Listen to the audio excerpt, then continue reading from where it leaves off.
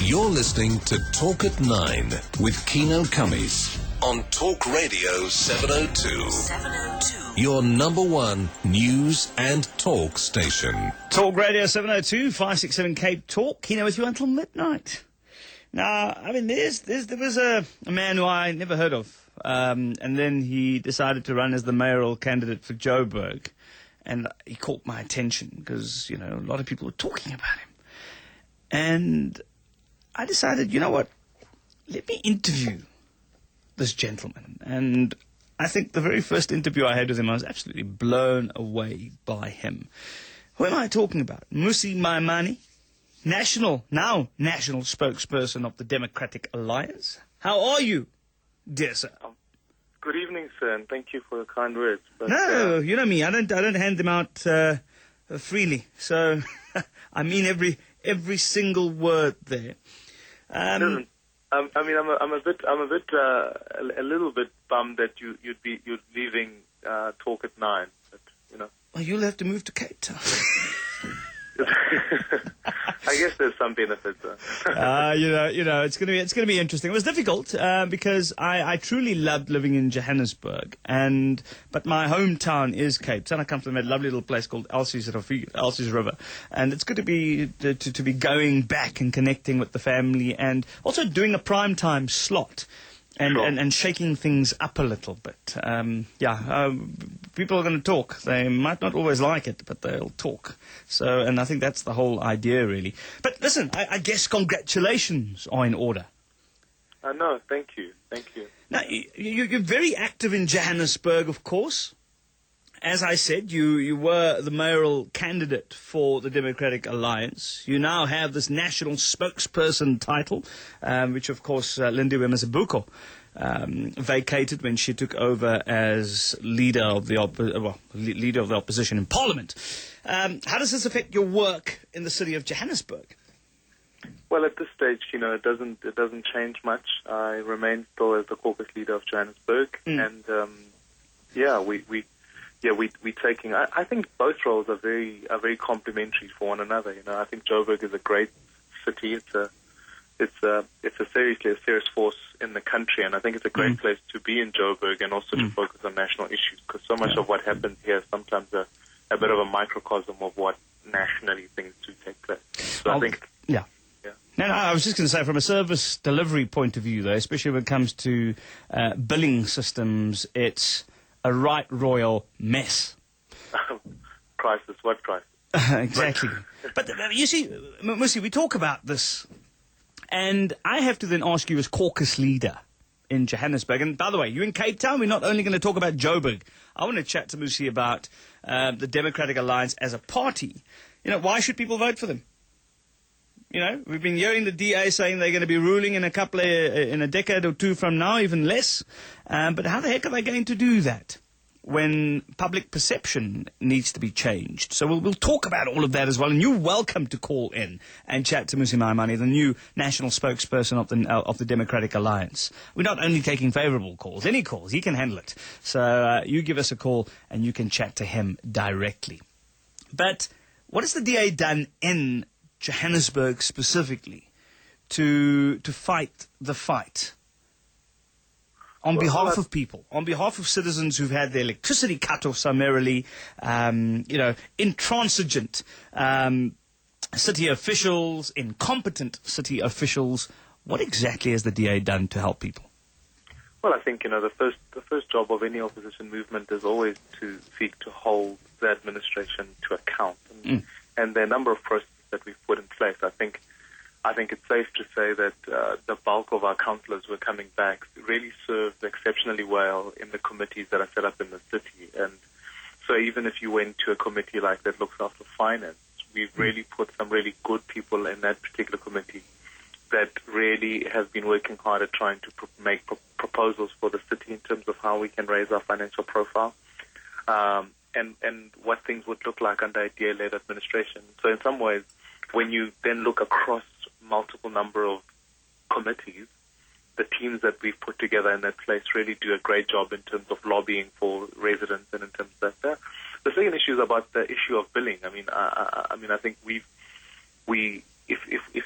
if you stay away from an opposition movement, you run the risk of the city believing that there is no billing crisis. And we've really gone out of our way to say, wait, hang on, we do have problems. And quite coincidentally, I was one of the few people, well, not one of the few, one of the many in Johannesburg who also had their electricity cut off illegally, etc., etc.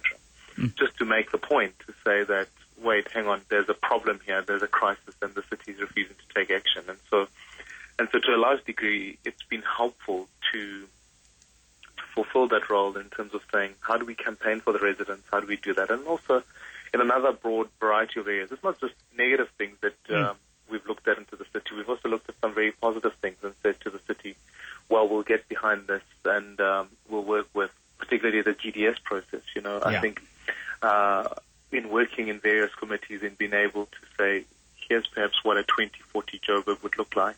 And here's our contribution to the issue. We've had to work really hard at making sure that it's significant. Because ultimately, the greatest benefactors of good governance are residents. And it shouldn't be in any other way. People in Joburg must know the benefit of good governance.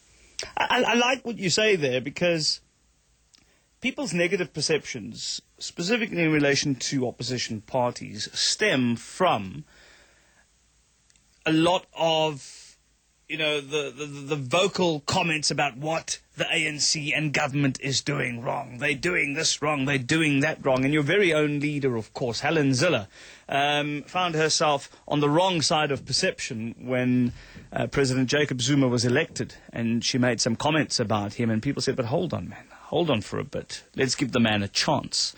And, it's about the balance between actually working together with whoever it is you need to in council or at national level to find those solutions, and holding people to account with the right tone, because that also feeds into perceptions on the ground, especially in areas where the DA is looking to make inroads. Would you agree? No, undeniably. And I think sometimes, one of the things that I've wanted to deliberately try and work harder at saying is, we've got to quickly be able to play the issues, not the man. And I think in South Africa sometimes we have a history of relatively weak public debate where we get on to people. A very good example is someone who's been an advocate for nationalization. I think sometimes I feel like the individual was discussed, not the issue. True. And so we've got this issue floating around and nobody's really willing to talk about it. Whereas I think we do need to talk quite deliberately about very critical issues that are affecting our country, and those being unemployment, poverty, etc., etc. And if we don't have a serious discussion about that, we run the risk of just simply reducing every debate about mudslinging. And so before we know it, we're calling this one a monkey and this one can't dance and all of that sort of stuff. And so we've got to rescue the debate back from that. And I think, the job of opposition, I won't hide the simple fact of saying that politics are about access to power, about access to opportunity to be able to implement your ideas. And so I think the DA is working very hard to do that. And I think the reason I personally am in politics is because I strongly believe that whenever there's good accountability and good opposition movement, things tend to happen. And I think Cape Town is a great example of that, where in this case the DA fully appreciates the fact that we've had to come in, we've had to prove to people that we can govern, and we're proving that as a model. And I think once that remains true right across the country where that opportunity happens, people start to feel nervous and don't feel like they can do whatever they want to do. Mmusi Maimane, our guest, I'll let you answer that there. He's got something vibrating, I think it is. No problem at all. National Spokesperson. There are lots of people in various political parties that I've got a lot of time for. I've mentioned, people in the ANC, for example, like our Minister of Health, Aaron Matsoaledi. And I'm sure Mmusi would agree with me on this. A man who rolls his sleeves up, gets his hands dirty, and is in the throw of things. Remember with the strikes, he was out there stitching people up. And while I don't think all the policies that the National Health Department are suggesting are ones that we should be clapping about, one certainly needs to discuss and debate that. Another person I've got a lot of respect for is, as I said, Mmusi Maimane. He is someone who sees the wood from the trees. There's some of your colleagues who don't, but I won't mention any names right now. But he sees the wood from the trees, deals with the issues and not the person, and that's what's going to be, I think, is going to be very interesting with his tenure as the national spokesperson of the DA. Like him, hate him, you can talk to him on 883-0702 Gauteng, the Western Cape, 446-0567. I've got Jim. Jim's in Buccleuch. Hi, Jim. Hi there. Hi. Hi, yes. I just want to challenge all the politicians within the country in the fact that we only have a 5-year dictatorship, because all that happens is they speak to us nicely for 2 months and generally ignore us for the next 5 years. Yeah, you said that happens. It happens. Yeah, but it doesn't have to, because there are systems in place, such as many places throughout the world, and particularly in Switzerland, where they can make the decisions if they disagree with the politicians. Because don't forget, if we actually vote them in, we decide who gets employed, and when we pay the taxes and salaries, we pay taxes and we pay their salaries, and that describes us as an employer. No, I like that. And that goes, and that is specifically pertinent when it comes to the city council level, because that's local government. That affects us directly on a daily basis.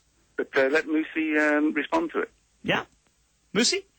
No, I mean, it's a question that Jim has raised a few times on various platforms. The issue of accountability of public reps to their own constituency is one that I think, for the nature of our democratic processes in how they've been set up, we live in a proportional representative system where the electorate have a right in every 5 years to elect people that they want to do. And so there are various processes built within that political systems need to hold them accountable. So the principle of accountability is something we agree on. The mechanisms of it, unfortunately, our democracy and how it's structured currently don't always allow us to hold in different manners. I think the point he makes about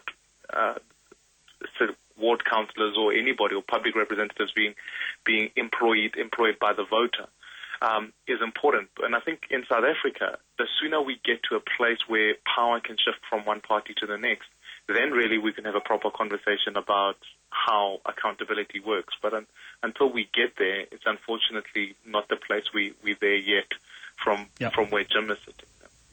And, of course, the DA is not immune to criticism. I would imagine that one of your wards would be in Riverlea, right? Yeah. Yes. Now, I had an irate woman on my phone, on the show, basically saying that they can't get hold of the councillor. There's been a problem with I think it was a sewage problem that they had. It was a huge issue. Can't get hold of the councillor. The councillor does not seem to be interested in I think it's a female councillor, actually, was not interested in the issues that they had. And any party would find it very difficult to hold their councillors to account. I mean, how would the DA plan to do that? And how do you do it? I mean, you're caucus leader. I think that's an exceptional example of what happened, because I think your producer can attest to the fact that someone did call the next day looking for the details of the voter who phoned in, who phoned in. Immediately straight after that, I was on the phone to the state council and tried to establish what was happening. In fact, even the night last night, I was at a meeting with residents in terms of trying to deal with what we deal with our own councillors. So we're we take, understanding that we live in Johannesburg, understanding that Johannesburg is ANC run, understanding that sometimes officials, sometimes it becomes very difficult to work with them. We're understanding all those factors and variables. We're working very hard to make sure in a community where our ward councillors are, that the most basic things, that they can be accessible to the people. In fact, we're trying different technologies to make sure people can find possibilities of dealing with their own ward councillors. And in this particular incident, when somebody phones in and is very irate, we in fact the next day try to figure out what was happening in the community, worked with the ward council in terms of dealing with the issues that are in the community. And certainly we'd welcome the opportunity to even engage the voter directly. And then on a broader issues, to say that it's public reps as elected public officials, it takes quite a lot of work to try and work out a system of saying, well, you don't want to be changing people every couple of months. what we do tend to do is try and beef them up and make sure they're strengthened. We can coach, we can train and develop. And when there's a consistent problem that's occurring, we haven't shied away from being able to take our own to task in terms of saying we can't hold the ANC to account if we're not willing to take our own to task. And so we take that sort of thing very seriously. And our caucus certainly works hard at making sure all our councillors are accountable across the board. Now, we've spoken, a lot about Johannesburg and the city, and I think rightfully so. I mean, you're in the throes of things, and you're still going to be remaining in Johannesburg as national spokesperson. And I would imagine that the DA's eye is on, grabbing hold and taking control of Johannesburg, maybe within the next election. And we'll continue talking about that. But the city of Cape Town, the one thing I noticed about the city of Cape Town, I have not been there regularly for the last 7 years of my life. But every time I come back, as far as the inner city is concerned, the heart, right? The heart pumps and blood goes throughout the body, takes all the nutrients, whatever, all works. The heart works. It works very well. You don't find 2%, of the problems that you find in Johannesburg, you don't find that in the city of Cape Town. I'm not saying Johannesburg is totally hopeless, but the city itself seems to operate a lot better. But people regularly phone in and say, but hold on, what about the periphery? What about the socio-economic issues facing Cape Townians? The Cape Townians who have not been part of the heart, as it were. They've been on the outskirts. How do you think, and maybe I shouldn't be asking a DA person this, but what do you say to those concerns and complaints about the socio-economic conditions on the outskirts of Cape Town? I think, Kino, to focus the issue a little bit more is to say sometimes, I think it's one of those things as South Africans, once again, sometimes we lose track of what the facts say for themselves in terms of where things are going. I think if I was to look at perhaps the cooperative governance minister's own report in terms of what things were happening, you can very quickly discover that as far as service delivery in metros is concerned, and that's comparing the 9 metros across the country, there's been better improvement on certain issues. And when you look at Cape Town as a prime example, the issue of sanitation has gone up, notwithstanding the fact that the DA has been in power in Cape Town in the last 5 years. And so if you then look at it from that perspective and go from one term of office to the next, have things gotten better? And you can pick up the fact that from a sanitation point of view, things have gotten better. From an access to electricity point of view, people have gotten better. Even in communities such as Khayelitsha, or the very peripheral communities that we're referring to, you can see that things are improving. And I think when we're trying to define for ourselves what really is the radical change, we must understand that Cape Town as a metro sits within the national strategy of the country. So it's not an isolated incident, and it's dependent on some of the structures that the country puts forward. We must accept the fact that along with the process that we've been trying to put to place in terms of urbanizing some of the squatter camps, in terms of making sure those are formal structures that are put in place, that there's road infrastructure, a competence like housing is a national one. So a local municipality can sit back and go, we'll provide sanitation, we'll provide access to electricity, we'll provide all of those things if national government partners in terms of bringing housing, etc., etc. And Minister Sogwale himself has said that sometimes they are incapable of being able to build into communities because municipalities don't provide them with the infrastructures to be able to build there. So it's that relationship that needs to be fostered and getting better. And I think, in all fairness, when you then compare all of those things, you can discover things are getting better. But when I look at also the macro issues in terms of what you can do for people in communities, I think we must face facts in terms of saying you cannot deliver on what you cannot deliver what you can't pay for. If you don't have money for certain things, you can't do it. So in answer to what is happening for the people in the periphery, I think it's safe to say that the city of Cape Town has got the right capital cash flow to ensure that the services are being maintained and things are being paid for, whereas other metros can't boast the same facts in terms of being able to do that. And I'm not saying that the story is perfect. Yeah, there's still a long way to go in terms of urbanizing and formalizing certain communities, and it's the way we look at the issues that we need to take going forward. But I think there's a concerted effort and an accountable effort to ensure that those those things begin to be addressed. And when you speak to someone like Mayor DeLille, I can understand very strongly that as part of her mandate and part of the things that she's looking to achieve in Cape Town, those are focused even more exclusively in some of those areas. Issues like backyard dwellers, etc. Well, nothing's perfect. I think one can certainly agree on that particular point. But there, for those naysayers, there is your answer from Mmusi Maimane, who is the national spokesperson, newly appointed national spokesperson of the Democratic Alliance. I've got Peter in Cape Town. Hi, Peter. How's it, Kino? Hi, Mmusi. I just want to, Kino, I want to make a point on what you guys have just touched on. Just do me a favour and speak up, so we can hear you. Okay. Sorry. I just want to make a point on the issue of the periphery. Now, if you look at Cape Town, I agree completely. Cape Town is well run, but it's the affluent area that are well run. And since the DA has been in power, they've continued to keep it that way. And what I'm saying so is, if you look at with the xenophobia, if you look at all the safety camps and etc. that have been put up, it was all on the outskirts of Cape Town. And one can't help but think that they want to keep the affluent areas affluent, and they've been doing a very good job in doing so. So I don't quite agree with the answer that Mmusi's been making, or the point that he's been making in terms of keeping, wanting to roll the services out. If you look at the BRT system as well, it's gone out to table view. Now, those are one of the last areas that have probably needed it, in terms of, if you look at that against the Cape Flats. And yes, there have been talks, and they've said that they're going to roll it out into the Cape Flats areas. But why not do that first? Mmusi? In response to that, one of the key things that I want to note is the fact that we'd made a strong proposals during the World Cup to make the financial investment of even moving the Cape Town Stadium from where it is to a community outside the city centre. And it was national government who insisted in putting where it is.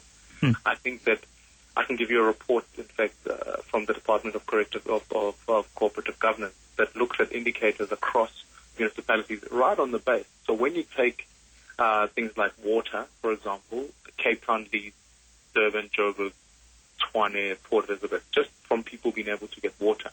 When you look at the issue of electricity, Cape Town leads all the other respective metros that we're speaking to, and that's across the board.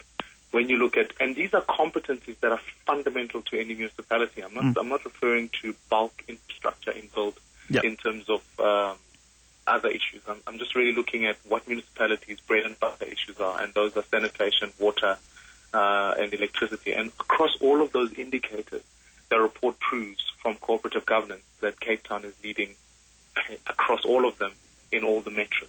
So I think that that's just the report that proves the point that I'm making. And I'm saying that even the issue of like the BRT starting it in Lansdowne was to ensure that it's the furthest point back into the city in terms of how we can do that.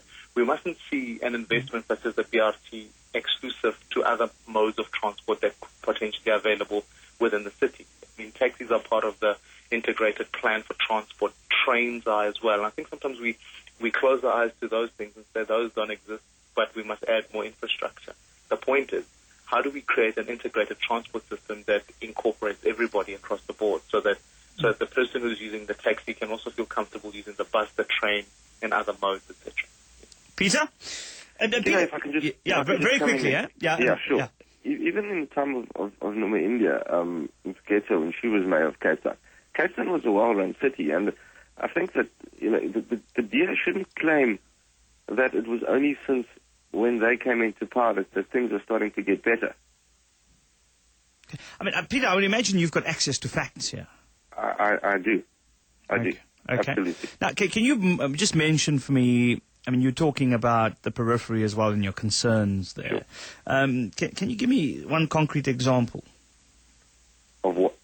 Of one area, one issue, a basket of issues that you believe the DA have missed absolutely without a doubt. Certainly. I mean, if you look at the Lavender Hill retreat area at the moment, it's a war zone out there.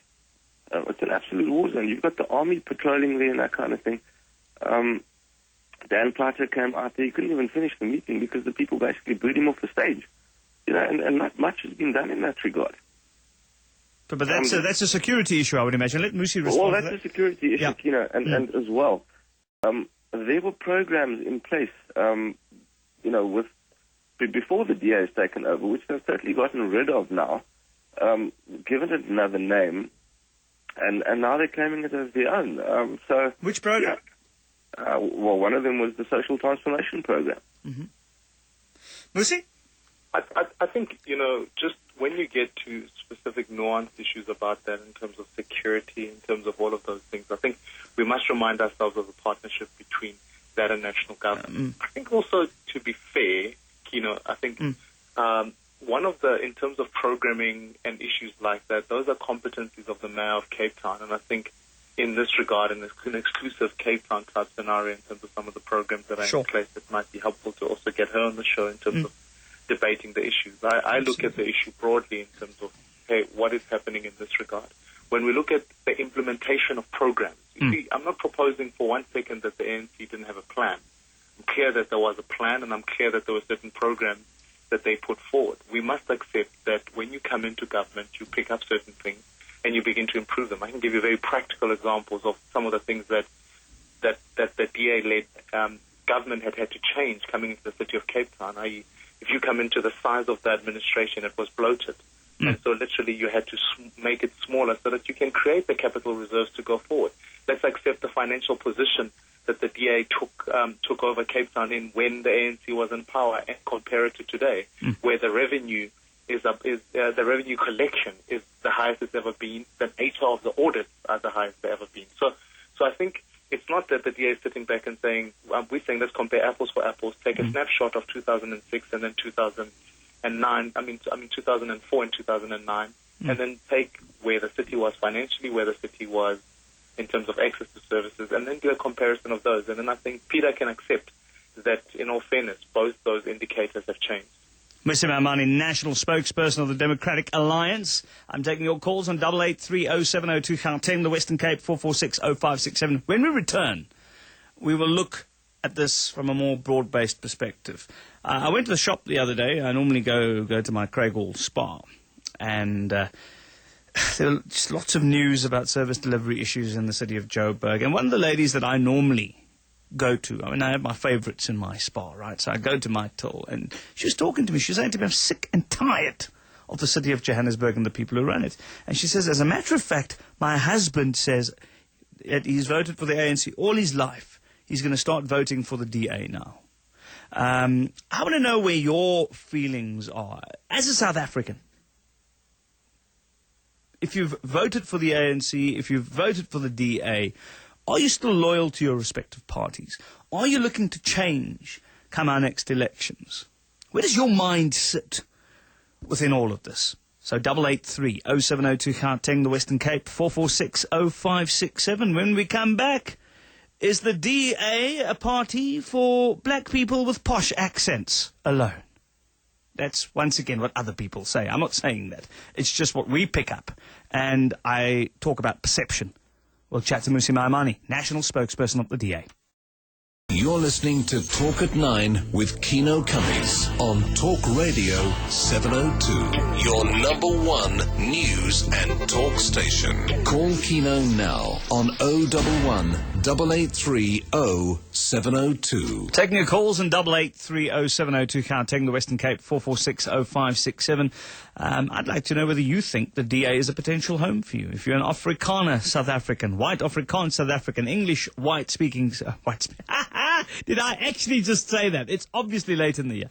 If you happen to be an English-speaking white South African, whether you happen to be Indian, or all these little labels that we give each other, hey, and that we've grown up with, do you feel, if you're a black South African, do you believe that there's potentially a home for you in the DA? From a perception point of view, where does your mind sit at the moment? I'd like to hear about that. So, Mmusi Maimane, National Spokesperson for the DA. So, you have Lindiwe Mazibuko. You've got you, Mmusi. Yeah. And you've got, I can hear, very well schooled, great accents, and you have people making snide remarks like, well, you have to be Model C or private to get into the DA. So what do you say to that? No, it isn't true. I mean, I went the public education route. I'm a Sowetan by nature. I think it's not... I think sometimes people tend to, in the absence of a more credible argument, tend to go and say, well, you are a particular this. I think it's a weak argument going forward. I can understand where it comes from, but I don't think it's a fair one. I think we're living in a new South Africa that's demanding a lot more of us. It's demanding a lot more leadership. And I, to be quite honest with you, I love my own background. I love the cocktail of what South Africa has delivered in me and has given me. I haven't been schooled elsewhere except in this country, and so I love that. In terms of its appeal to voters and the story out there, I think people are starting to recognize that we need to understand our past and understand what that has meant for us as South Africans, because unfortunately some of the difficult things about our past is that it asked me to say, as a black South African, I'm different to that black South African and different to that black South African, which I think that sort of thinking, if we resurrect it, will really be going backwards.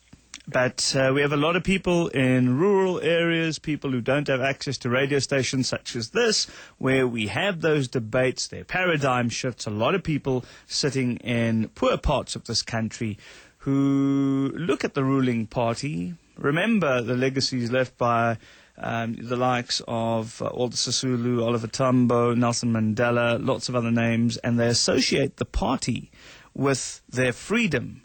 And now they see another party which they still see as white. Now, whether it's logical or not, the perception wall is still a big one for the DA to climb. How do you climb that wall?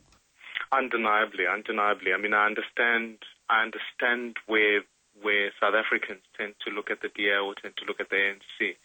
I think the first place we've got to start, and I like the way you put it forward, which is to say, is when you talk about freedom, part of the problem with understanding that the extent of freedom is that, which I think a lot of African states teach us this lesson quite well, is that they recognize that the vote, getting people to the polling stations and voting together, is only but a start to the journey of freedom. And I think when you look at Egypt or the Arab Springs, or when you look at all of those revolutions, you can see that people arrive at a point where they say, it's great that you are liberation heroes, but actually we want more than that. We want actually decent education. We want the promise that comes with freedom. And so in our maturation, as we're starting to understand, okay, we've had a journey, we've had a difficult history. Yeah. We've arrived at a point where it's one man, one vote. We can all express our democratic views. But wait, hang on. We now need to talk about what the fruit of all of that is. And so we've got to, what then is starting to happen is, I think many South Africans are saying, as a good example, in 2014, we'll have 3 million new voters who, for them, didn't structurally grow up in apartheid. So they weren't born. For them, Mandela's always been free, if I can use that term. Yeah. And what that simply means is that generation of young people will have different questions. And so sometimes I think we're tempted to answer questions that those guys aren't asking. And so we need to, the part of the perception issue is going forward and being able to say, here's what the benefits of freedom were intended to be. When Walter Sisulu and Nelson Mandela sat back and drafted the Freedom Charter, it wasn't to say the destination was the vote. It was to say, let's deliver on what freedom looks like. And for me, if you like, the cause, even being part of the DA, is to say, let's make that promise happen. Let's deliver on that promise. And it's going to take a different vehicle sometimes to the one that's brought us to liberation. So it's more than just about singing and dancing about what one needs and what the country needs. It's actually getting down there, rolling up your sleeves and bloody doing it. Undeniably. I mean, Nelson Mandela was asked the question, which is easier, to revolt or to govern? And I think he said that to revolt is easier. Governing does take quite a lot of unique skills and I think sometimes our discourse is so rooted in, I think it was Professor Suzanne Boyson who said actually the ANC always has required an enemy. And I think sometimes I sort of get that discourse as we're going around, is that everyone is trying to go, well, before 94 it was the Nats who were the enemy. Now after 94 it's the DA who's the enemy. But actually wait, hang on, we're losing focus on what the genuine issues are, and we needed to have had a much more courageous discussion on how we deal with poverty. We need those sorts of discussions. Those are our new current enemies, and what I'm saying is, it doesn't help us when, for example, I mean, I know it's easy to take a cheap shot at corruption and say corruption does, but corruption is a serious problem. I mean, the NPC report talks about what a school should be costing us. A fifth of the price is costing us 5 times more than that as a function of corruption. I mean, I see it in my capacity in Joburg, where you can see that in the process of procurement, how much additional costs come into play.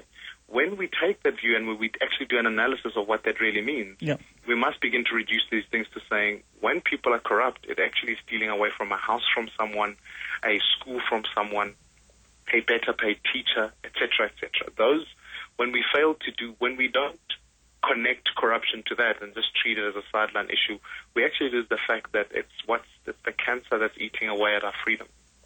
Mmusi Maimane, National Spokesperson of the DA. I want to know, in your mind, where does the DA fit? DA, Caucus Leader in Johannesburg and National Spokesperson of the DA, Mmusi Maimane, our guest. Straight to your calls. I asked a question before the break. I said, within your mind, where does the DA sit? What are your thoughts about the DA, the party, the brand? Let's go to Jeff in Roosevelt Park. A very good evening, Jeff. Yeah, how's it, Kino? Hi. Nice to hear you and sorry to hear you going. Listen, I think that you just have to compare Mmusi with Julius. Jeez. And I think people who think and listen should just really make a decision. Eh? That's what I think. Eh? Okay, thank you very much, Jeff in Roosevelt Park. I'll take callers back-to-back there, Mmusi, so you can respond to them, to a couple of calls. Okay, if I do one-on-ones, you're going to be till 1 o'clock. So let's go to William in Joburg South. Hi. Hi, how are you, Kino? Very good, William. Oh, no problem. Kino, I just want to say one thing to your guest, Mr. Mmusi Maimane. You know what? The ANC took over the country with the election, whatever, fair enough and square. And then when they realized that there was so much money in the state and whatever, it was like a widow that her husband passed away, and they went on a spending spree. And now, 16 years later, they're realizing, oh, they made a mistake. And now they're trying to correct it. And now the DA is coming there and telling them, listen here, you made a mistake, and now they're fighting with him. I mean, why not repair the damages they've done and get everybody together and say, listen here, let's start from scratch. Okay, thank you, William in Joburg. Let's go to Philip in Pretoria. Hi. Hi, Kino. Hi. And I'm sorry, I thought I heard last night something about you were finishing up there, and your previous caller just seemed to confirm it. I've been story. I don't know where you're going. I've been redeployed to the breakfast. I love that term. I've been redeployed to the breakfast show at Cape Talk. Oh, are we going to hear you here in Gauteng? You know what? Have you got DSTV? No, I don't. I'm a pensioner. I don't have those. Okay. We're going to have to make a plan, Mania. I'm not going to be in Gauteng anymore for a little bit. I'm sorry about that.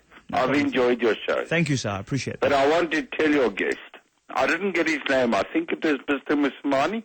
Maimane. It's Mmusi Maimane. Yeah. Okay. I didn't get his name properly. No problem. But the little I heard, I would like to drive wherever that man can meet me. I'd like to just go and shake his hand. Because he talks such sense. And I'm a white South African. I just want to shake his hand. Okay. Can I say that? Can I drop it there? No, he's listening to you. So thank you very much. He's heard you. Thank you very much, Philip. Have a wonderful evening, huh? You too. Thank you, sir. Let's go to Penny in Douglasdale. Hello, Penny. Hi there. Please bear with me. I have a very important point to make. Mmusi, you may remember me. I had a quick coffee with you at Rosebank Union. And I will tell you, this is a man who's led by good ethics. What I want to say here is, you know, you look at a tree. If a tree's got fruit, then that's what it is. And you've got to look at the parties and see what actually happens. Now, going a little bit further on that, we look at how the DA have gone forward, and you see how they've pushed forward, and they haven't gone backwards. They've won on the prosecutor that they fought and took it to court. The toll roads, they couldn't do anything about what's happened in Joburg, but they've won for the rest of the country, which is money in the pockets for everyone working on that one. Now, there's something that everyone is missing out, and I will really want to make this point. You know, we can talk about all what's happening in the country with regards to the money that's stolen and this isn't done right and all that. But you know what the most important point is? To do things right. But if we don't have water in this country, we are stuffed. Now, I will tell you this much. We have a 2-year window period with our water with the mines, and this water that has not been purified. And the government has been fighting this lot, and they refuse to put the money that they actually have to put forward to allow for us, for our future generations to go forward. Forget about the farmers who are leaving the country to go and farm in Zambia and farm in Mozambique. We will not have a nation to drive forward if we have water that's poisoned. Yeah, Penny, we're going to have to leave it there, my dear. We have to wrap as well. So I thank you for raising that. I'm going to get Mmusi just to respond to all of that. And I want to make one comment, Mmusi. And yes, it's not scientific. But the majority of the show, in terms of its listenership, it's about 64, 65% black. Right. Sure. I would like to have you on the show somewhere down the line where the majority of, well, actually, where the calls that come through in relation to my question is actually more balanced. I know it's probably not a nice thing to say for people from a politically correct point of view, but get over yourselves. I'm just saying, one sits and listens and listens, and this is how one builds perception. I'd like to know what black South Africans, and I'm not discounting the calls we've had, because every citizen in this country is important. Every issue raised is important in my mind. But I'd like to know what black South Africans have to say about the Democratic Alliance. Because in terms of moving forward medium to long term, if the party is going to win any elections, it's going to rely on the black majority in South Africa. So, Mmusi, just you can respond to that if you like, and then comment on some of the calls we've had. Yeah. Sure. I think and I completely agree with you. You when you listen to various callers from various sectors, you sometimes can get a different feel and a different perception. But I can say I was in Mudimule last month in a by-election in a complete community where the DA is just outside Bonnet. In fact, there hasn't been a by-election in the last while that's been contested in completely 100% black areas. Yeah. So that the DA hasn't won. In fact, if you took the stats out of Durban, so if you took Durban or KwaZulu-Natal as a province out of the national statistic, you could really quite make a case about the fact that the ANC has declined by over 10% nationally. So I think what's happening is, and the fact that the DA is getting, well, somewhere, take Joburg, for example, just over 35% of the vote, is a fact, is a compliment to propose that you couldn't get that just on white voters. Sure. It's unlikely. So I think that's taking place. So I think the voters are starting to speak up and saying, wait, things are changing. So that's a positive thing. I think with response to the callers, firstly to Philip, thanks so much. If we can meet any time for that handshake, I'd welcome that. I think it'd be great. I think in terms of what one of the callers was speaking about, a spending spree, it's actually quite frightening how much money in government goes towards lavish expenses. I mean, we've just published a report on just what ministers live on, and it's actually quite frightening because to be authentically African, if we really come back to what it means to be that. I understand leadership in my culture to propose servanthood. I understand leadership to mean that we want to make sure future generations have better than what we had. And I must be honest, sadly, sometimes you pick up in government that there's a sense of let's live for the now and really splash out on events. And so sometimes it becomes a very difficult one to swallow when we become very critical of someone like Kenny Mbao or whatever the issue is of the whole thing, we become critical of that. But sometimes we lose sight of the fact that sometimes in government functions there are some really expenses that have been wasted. Now, Mmusi, can I break your word there? I need to, as we live in a lovely capitalist society and we need to take breaks. I'm gonna have to do that. And if you don't mind, I'll wrap with you 2-3 minutes after 10. Do you mind? Once the news is done. It will be after 11. I mean, after 11. Jeez, you see. I'm getting old and tired. Yeah, no, you finished, man. No wonder they're redeploying me. Mmusi Maimane, National Spokesperson of the DA. We'll wrap this after 11. Talk Radio 702, 567 Cape Talk. Kino with you until midnight. I'm chatting to someone I've got a lot of respect for. His name is Mmusi Maimane. He's National Spokesperson of the DA. As I say, maybe I should mention Diane Colabarnard's name, but I've had a couple of words with Diane. But and, I mean, even your leader said to me one day, was it last week, Force? She says, Kino, we actually agree on something. I can't believe it. I said, Helen, don't get used to it. But here's a person I agree with a lot of the time. His name is Mmusi Maimane, as I said, the National Spokesperson. Let's go to your calls.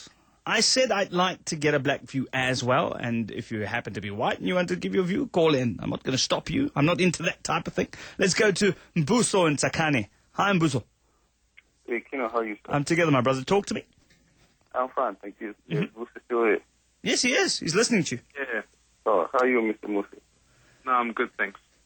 I'm good, thank you, man. Yeah, I'm listening to you, man. I'm just thinking that I think you're speaking a lot of sense. You know, I mean, I would like to agree with the previous caller that, I think, you know, as a Black South African here, I think that the DA is doing quite a great job, you know what I mean? And even though, given a few, you know, maybe something that people may not agree with, but I think that overall, I think from what I've been observing so far, I think that the DA is doing quite a great job. And I, as a Black South African, I think I would vote for the DA, you know what I mean?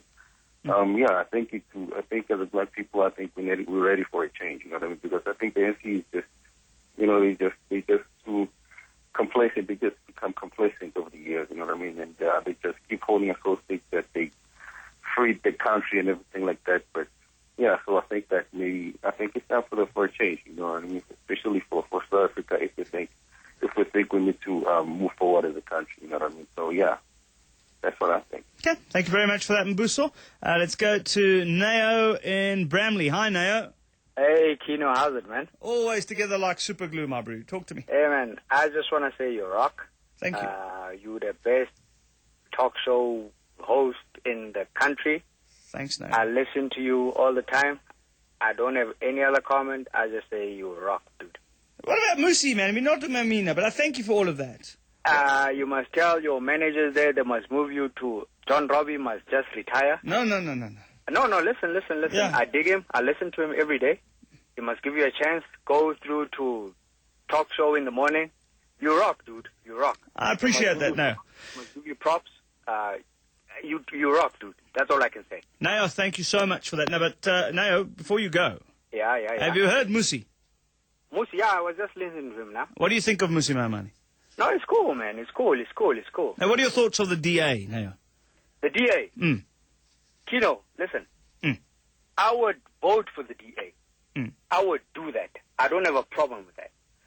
My only thing is, the day we put DA in power, I'm only thinking of my dad when he's saying, hey, man, you know, these white guys, the day we put them back in power, they're killing us on the farms. They doing this, they abusing us, they shooting us, and they say we're monkeys. That's my only problem. Okay, I want Mmusi to respond. Don't put the phone down. I want you to have this discussion with Mmusi. Mmusi, no, listen. Yeah. Listen to what I'm saying. I'm saying DA, come together with all these other parties, put your squabbles aside, put your petty issues aside. Let's come together. The ANC is in power. I don't know for how long now. These guys are taking advantage of us. We're voting for these guys, but they're playing us. We're not getting anything from these guys. Look at what's happening in Pretoria. All those guys are corrupt in the Metro Police in Pretoria. They are corrupt, but we're still voting for them. SABC, what is SABC doing? They're putting somebody in power who doesn't even have matric. We know this guy forged these papers, but we're still putting him in power. It's wrong, man. All this is wrong. It's time that we step back, look at the picture, say this is wrong. Let's put people in power who going to make us, who going to empower us. You understand what I'm saying? Okay. It's wrong, man. It's wrong. Okay. It's wrong. So I want to say thank you for the comment there, Nao, but I want Mmusi just to respond to you quickly, and then we're going to go to TK and Diepsloot as well. All right, cool. Mmusi? No, I think the comment you make there, in a lot of ways, very unfortunate. There's an ANC propaganda out there that says if you vote for the DA, you're voting for white people, and by extension, bringing back apartheid. Firstly, it puts the misinformation that says that the DA is only for white people, which is not true. It's the most diverse party out. What is also, by extension, not true is that the DA and its predecessors was key in terms of also fighting for the struggle. So I think the propaganda machine of telling people that works, and I see it all the time in elections, and that's why I'm taking quite a strong line on it. But in terms of, I really welcome your approach in terms of saying, hey, let's look at the facts for the facts. If people are corrupt, we must take them out of office. And I think that's an important point, you know. Okay, thanks for that. Now in Bramley, I've got TK. TK's in Diepsloot. Hi, TK. Hey, good day. Listen, I just wanted to find out, in terms of Mmusi Maimane's political career, I just wanted to find out where he comes from, where he's been, and what led to him being in the current position that he's in. So where his political career started, essentially. Yeah. Okay. And how he got to where he is now. Okay, cool. TK's question, Mmusi? Great question. I just through my own studies, I've been involved with just the whole political discourse and political engagement. I kind of engaged multiple different parties before even making the move. And then I think about 4 years ago, came and joined the DA, and since then worked as an activist in communities and branches. And then subsequent to that, then was the mayoral candidate and now the national spokesperson. So in some ways it's just a short space of time, but yeah, that's my history. So generally, the first political party that you joined was the DA? That I formally joined, yes, it was. Yeah. But it doesn't seek to say that I didn't look at all the other ones. I mean, I understand fully what happens in the ANC and still have quite a lot of, some of my friends are sounds like some of my friends are black or some of my friends are white.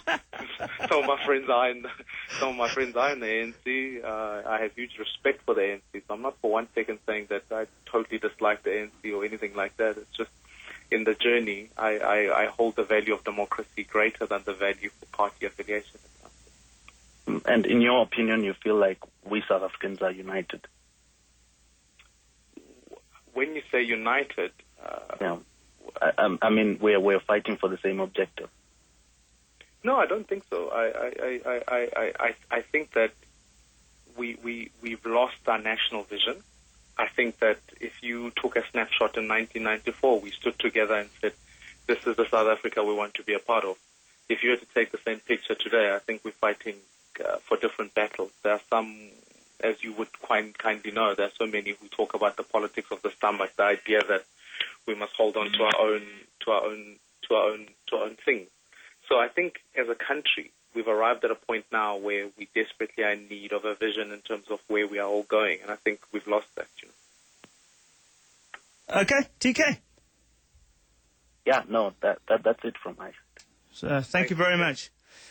TK and Diepsloot. Simon's in Ramsey. Okay, I can't keep Mmusi here until past, okay? So what we're going to do is wrap up with the last callers we have here, and then I'll just open up some lines, seeing as it is festive season and that sort of thing. We can maybe lighten things up as well. Simon, hi. Dude, hi, I listen to you every night, but I'm hearing a lot of samur from these guys. Excuse me, I know I'm supposed to say that, but anyway. No one ever actually say what they're supposed to say. What are they guys doing for the people on the ground? They're doing F.O. I'm sorry. Every time I hear politicians coming on, they say a hell of a lot, the same as Mmusi has just done. I'm not ANC or DA or whatever, but everybody, they come on, they say wah, wah, wah, wah, wah, but in practice, what are they going to do? Okay, so, yeah, okay. Mm-hmm. Yeah, Mmusi is there, fine. He speaks well, he's black, but what is he going to do? Has he said anything about that? No. Has he said to me, as an upper middle class person who is apolitical, who wants to do something for this country, to contribute? No. He's done F-all. All he said is wah, wah, wah, wah, wah, wah, same as the ANC and everybody else. Okay. Okay. Yeah. Okay, Simon and Ramsey. Wah, wah, wah. I like that bit. I never heard you say wah, wah, wah, though. But, Mmusi, your response to that, and then I've got Ephraim and Stephen, and that's it. I'm not going to take any more calls. But just your response. Politicians, eh? Talk about being cynical. Sure. The difficulty with the job of politicians is that we all get painted with the same brush. And so you then tend to bear the brunt of many others who've done that. I think what he cannot debate is the fact that, wait, hang on, where we say we deliver, we do deliver. Those are the facts that speak for themselves. So in a short answer, we own that space, and that's been uncontested, and so we'll take the journey going forward in terms of where we go, and he can have my absolute account to say that we want to continue to prove the point that we're going to continue to deliver in this country. So that's the journey we're on. And now I'm taking back-to-back Stephen in Cape Town and Ephraim in Mpumalanga. Stephen, hi. Hi there, Kino. How you doing? Good, sir. Okay.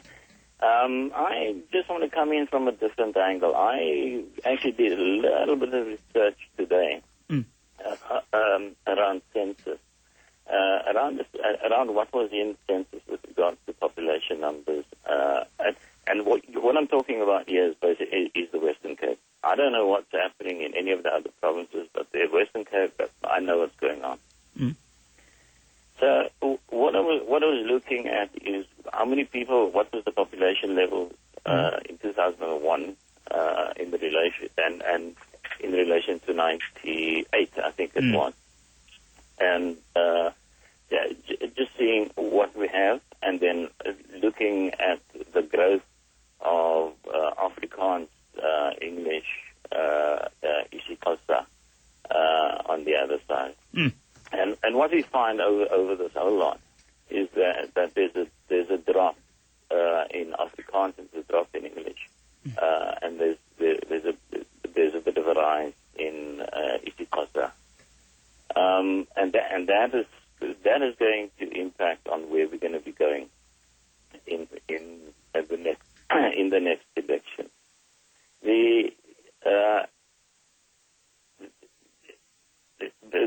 In the Western Cape, we say that the DA is mainly white, and they are 20% of the population in the Western Cape. That means that 20% of the population in the Western Cape runs the Western Cape. Which means we've really gone back to mental slavery. We've gone back to what we were looking at black consciousness era in the 1976. Are you saying no black people or any other people have voted for the DA, Stephen? No, I know exactly where you want to go with that one. Not a chance. I'm saying there are black people that are voting, and specifically colored people that supports the DA. What we got there in speaking, I was trying to work out what it was in the DA that attracts colored people, and I came up with the idea that 82% of colored people speak Afrikaans in the province. 55% of the white people speak Afrikaans in the province, and that is an interesting stat as it is. But the 82%, at this point, the majority of that 82% is voting with the white bloc for the DA, and that is what we're seeing presently. Okay. Stephen in Cape Town. Mmusi, just make a mental note of that. I'm going to go to Ephraim, the final call in an interaction with Mmusi Maimane. Let's go to Ephraim. Hi. Ephraim. Hi, Kino. Are you well, sir? I'm okay, man. Good, my brother. Talk to me, man. Mm-hmm. Yes. I'm quite impressed by Mmusi and the DA in general on issues of governance. And I'd like to thank Mmusi for projecting the vision that he did regarding issues of governance as a whole, which I think are lacking in the ANC. However, on issues of principle, I'm talking about, Kino, we're still living in South Africa here. Yeah. We have those issues that affect races, interracial issues, say conflict. Mm-hmm. My concern is where, black people are on the receiving end of this racial conflict and the DA is silent. This is a major concern, probably not only to me, to mainly the black majority. It seems like, we expect to hear them coming out loud and clear, condemning some of these issues. And that's not only on the issues of conflict of white on black or black on white, but we want them to come out strongly against all these racial issues to make sure that we, to convince us to say these guys are actually intending on bridging this gap or this rift existing interracially. Mm-hmm. I personally think, the racial relations in South Africa, race relations in South Africa has gone a long way to improve. But we want parties like the DA to come out clear and take sides on issues, not on races, on issues. If there is this particular incident where blacks sort of assaulted, use these farm matters, for instance, we want them to come out clear on that. But even where a white farmer is allegedly mistaking a black child for sort of an ape, we want to hear them coming out loud and clear, condemning this. As long as they go on holiday when things like that happen, people like us, people like others, they still feel there's still that softer tone, that kid loves when some of these issues are coming and only on the one side. And I would like to hear Mmusi saying something about that. Yeah, and he is the national spokesperson, so he's going to be saying lots of things. Mmusi. Okay. There are two callers and two comments. While the caller's on the phone, can I speak to you directly? Yeah. Ephraim. Yes.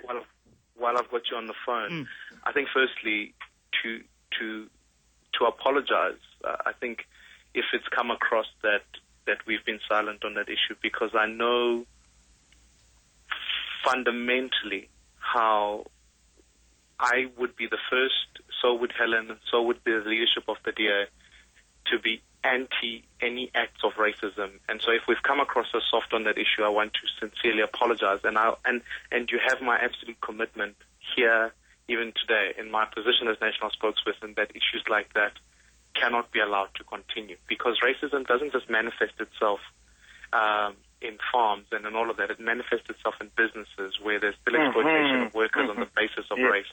And I think that it would be the worst crime, if ever, that we could allow ourselves for one race to oppress another, even in subtle ways.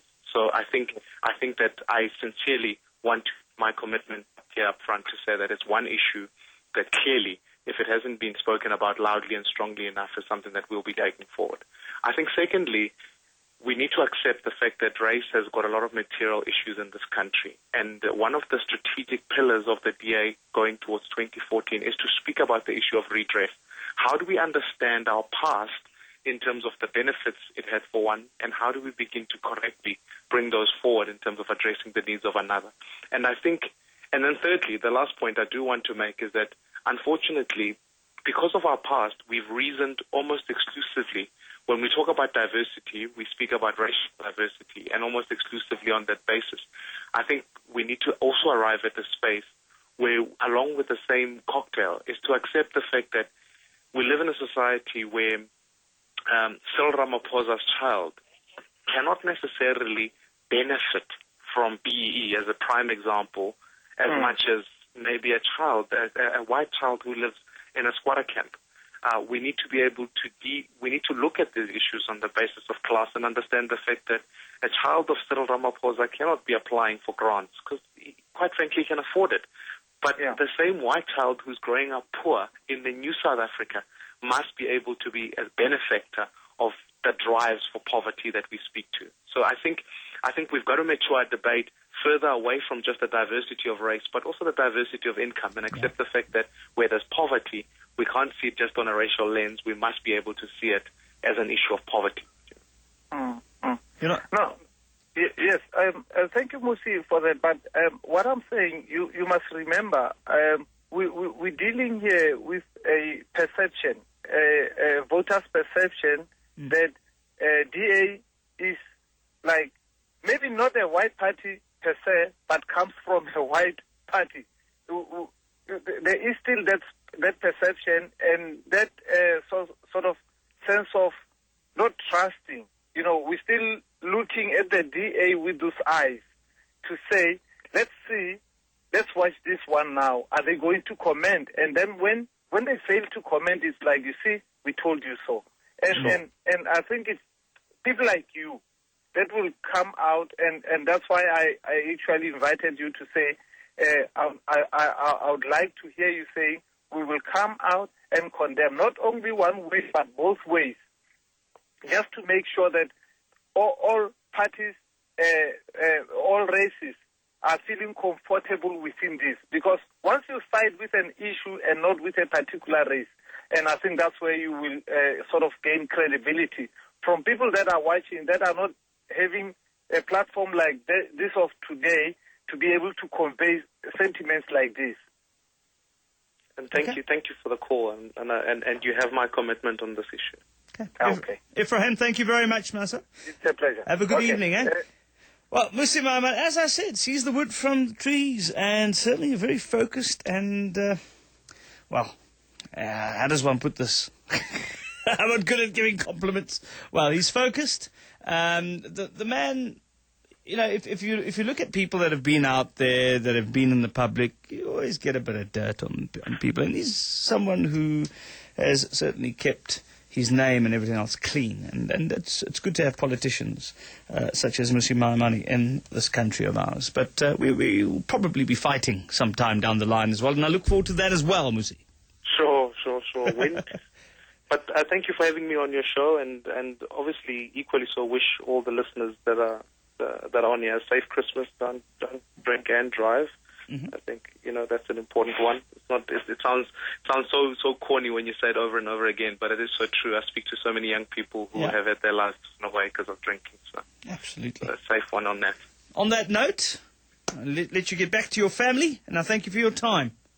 Thank you so much. When do you finish the show? Sorry. I think it's tomorrow, actually. I think I finish the show tomorrow. Okay. We'll certainly be listening in on that. Thanks a lot, Mmusi. Mmusi Maimane, National Spokesperson of the DA.